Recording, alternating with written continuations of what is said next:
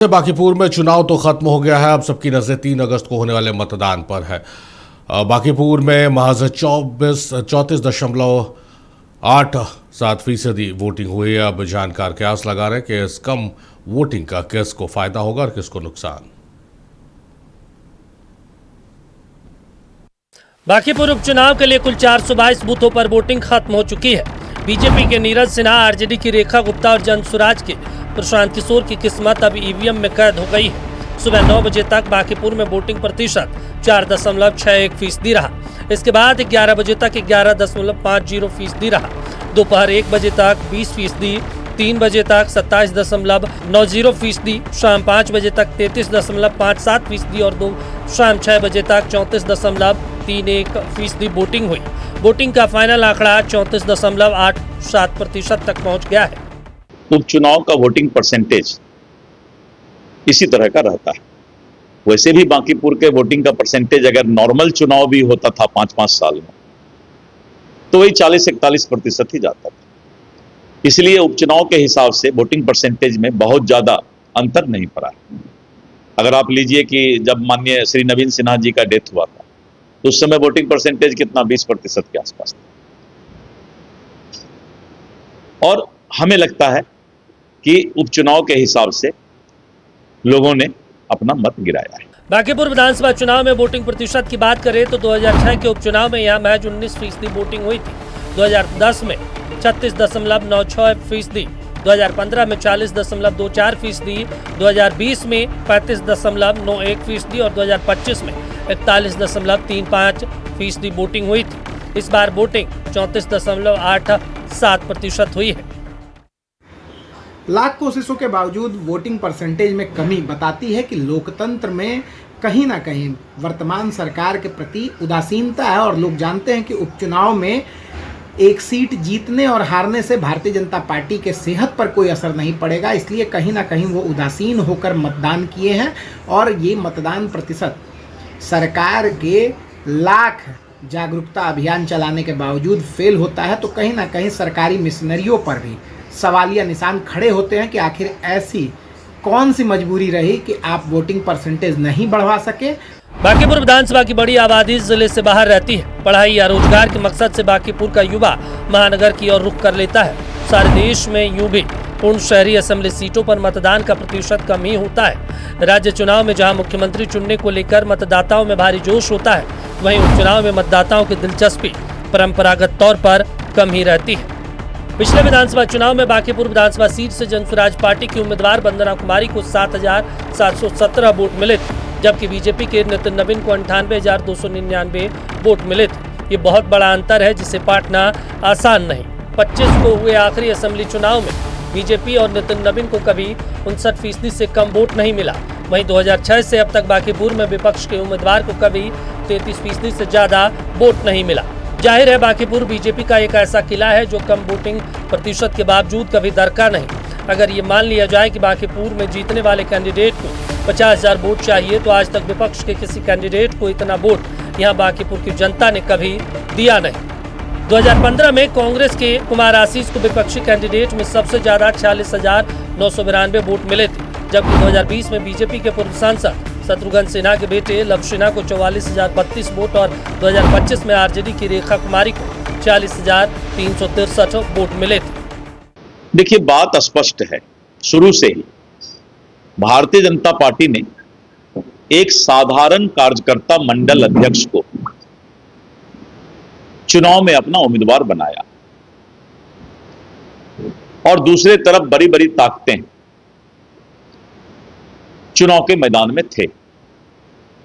लेकिन भारतीय जनता पार्टी ने अपने कार्यकर्ता के बल पर ही एक कार्यकर्ता को विधानसभा उपचुनाव का उम्मीदवार बनाया। मुझे पूरा विश्वास है कि जब एक कार्यकर्ता को सम्मान देने वाली पार्टी भारतीय जनता पार्टी और एनडीए भारी मत से चुनाव जीतने का काम करेगी। लेकिन यहाँ अपराध भी चरम सीमा पर है, महंगाई चरम सीमा पर है, बेरोजगारों को रोजगार नहीं मिल रहा है, हर आदमी अपने आप को असुरक्षित महसूस कर रहा है और देश का पैसा लूटा जा रहा है और अडानी अंबानी को पंप किया जा रहा है। और सारा संपत्ति अडानी अंबानी को दे दिया जा रहा है। और प्रधानमंत्री को भी ये लगने लगा कि जनता मेरे खिलाफ में हो गई है, इसलिए जनता को और मैं नौजवानों को और छात्रों को बधाई देना चाहता हूं। और मैंने पहले ही कहा था कि नेता पर विश्वास मत करो। जानकारों की राय है कि इस बार बांकीपुर में टक्कर कांटे की है। बीजेपी, जनसुराज और आरजेडी सभी मजबूती से मैदान में डटे हैं। बीजेपी का परंपरागत कास्ट वोट उसके साथ रहा है। इधर चर्चा है कि ब्राह्मण वोट जो बांकीपुर में करीब 7% है, कुछ हद तक बीजेपी से छिटक कर प्रशांत किशोर को गया है। इसी तरीके से भूमियार और मुस्लिम वोट के भी प्रशांत किशोर के ऊपर शिफ्ट होने के कयास है। आरजेडी का परंपरागत यादव और वैश्य वोटर मजबूती से आरजेडी के साथ खड़ा रहा है। कुल मिलाकर इस चुनाव में 1,30,000 वोट वाला जेनजी वोटर निर्णायक साबित हो सकता है। बांकीपुर विधानसभा उपचुनाव कल खत्म हो गया, लेकिन चिंता की लकीर प्रजातंत्र पर देता गया। वोटिंग प्रतिशत 35% से भी कम हुई। जीत के दावे हर कोई कर रहा है। चुनाव आयोग के लाख प्रयास के बावजूद भी वोटिंग प्रतिशत बांकीपुर में नहीं बढ़ा, जबकि पिछले बार के विधानसभा चुनाव से 7% कम होना चिंता की बात है। लेकिन इतना जरूर है, हर चुनावी राजनीतिक दल अपने जीत के दावे कर रहा है, लेकिन आखिर ये प्रजातंत्र के लिए चिंता की बात है। शायद बांकीपुर की जनता सबसे पढ़ी लिखी हुई है, लेकिन उसके बावजूद भी वोटिंग प्रतिशत नहीं बढ़ना, क्या यह गुस्से का इजहार है या कोई और वजह? सहयोगी मुकेश के साथ मुर्गू आलम, नक्षत्र न्यूज, पटना। स्टेटेड है हमारे मरगूब आलम हमारे साथ लाइव जुड़े हैं, सीधे उनका रुख करते हैं और उनसे ज्यादा जानने समझने की कोशिश करते हैं। मरगूब, सबकी नजर बांकीपुर पर है। बांकीपुर क्योंकि बीजेपी का गढ़ माना जाता है, और दूसरी नजर जो है वो जेनजी पर है। हालांकि जो आपकी तरफ से जानकारी आ रही है कि जेनजी विरोध प्रदर्शन तो करते हैं, लेकिन जब लोकतंत्र में अपनी भागीदारी सुनिश्चित की बात होती तो वो उदासी नजर आते हैं। जेनजी निकले नहीं वोट देने के लिए, और सबसे ज़्यादा वोटिंग परसेंटेज उन्हीं का है, 1 लाख से ऊपर का डिसाइडिंग फैक्टर है। क्या लग रहा है कि अवैध किला जो रहा है बीजेपी का बांकीपुर, उसकी नींव इस बार हिलेगी या मजबूती से उसी तरह वो इमारत खड़ी रहेगी?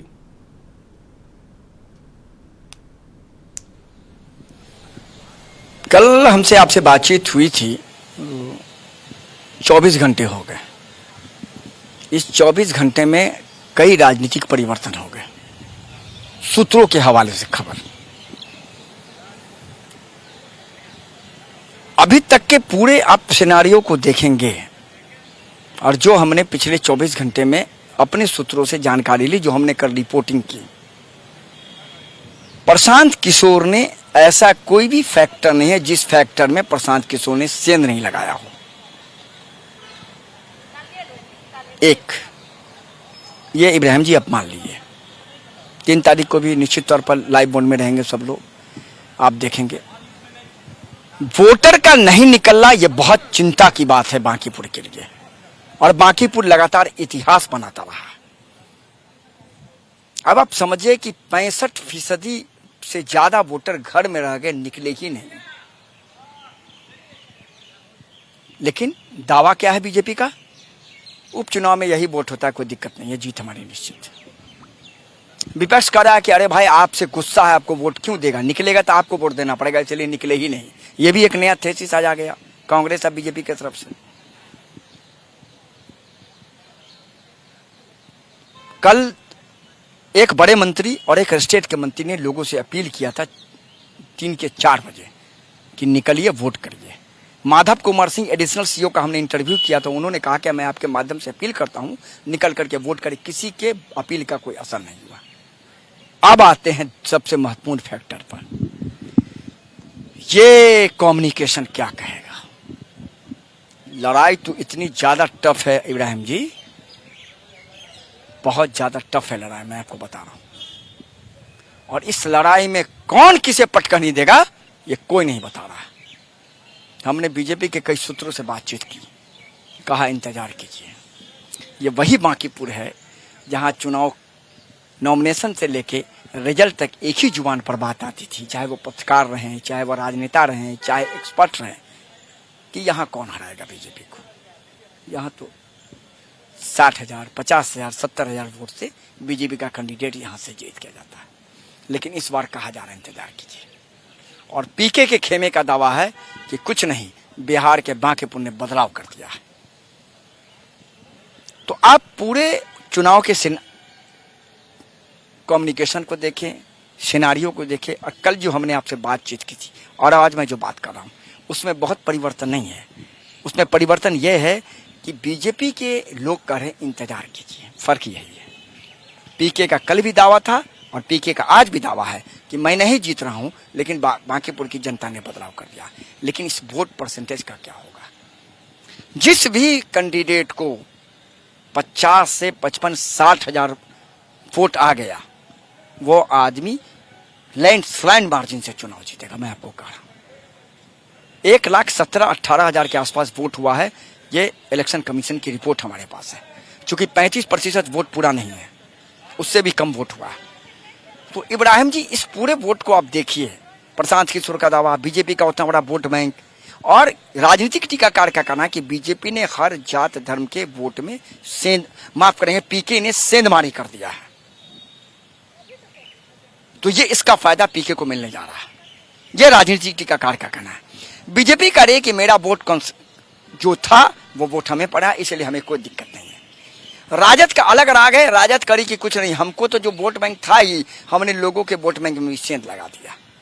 दावे तो अपने अपने हैं, लेकिन ये कम वोट का मार्जिन हो सकता है किसी उम्मीदवार को जीता हुआ फील्ड हरा देगा और किसी के हारा हुए फील्ड को जिता देगा। क्योंकि बीजेपी भी संशय की स्थिति में है, चिंता में है थोड़ी, कह रहे इंतजार कर लीजिए। और अब प्रशांत किशोर का 2 दिन पहले का पूरा कंपेनिंग लाइए और रात तक का लाइए, कितना एग्रेसिव मूड में वो आदमी है। हर मोर्चे पर उसने टसल देने की कोशिश की बीजेपी को। बीजेपी की फौज को देखिए आप, मंत्री, सांसद, केंद्रीय मंत्री, MLC, star, 2-2 star, Manoj Tiwari, Pawan Singh, जिनके आने से कुर्सियां टूटती हैं, लेकिन उसके बावजूद बीजेपी कर इंतजार कीजिए। मतलब कुछ न कुछ फैक्टर उलट पुलट होने की संभावना लग रही है। लेकिन ये जो वोट, कम वोट का मार्जिन है, ये प्रजातंत्र के लिए चिंता है, चुनाव आयोग के लिए चिंता है। और ये चूंकि कल का जो मौसम था इब्राहिम जी, वैसा मौसम पिछले 1.5-2 महीने में पटना का कभी नहीं था। 3-2 महीने में बिल्कुल हवा चल रहा था, ठंड हवा चल रही थी, कभी कभी हल्की हल्की बारिश होती थी, लगता था कि आधी शिमला में आप घूम रहे हैं। उसके बावजूद वोटर नहीं निकले। और यही जो है टर्निंग पॉइंट है इस चुनाव का। मैं आपको आज कह रहा हूं, यही टर्निंग पॉइंट है इस चुनाव का। और यही फैक्टर जीते हुए को रंग बना देगा और रंग को जीता हुआ बना देगा।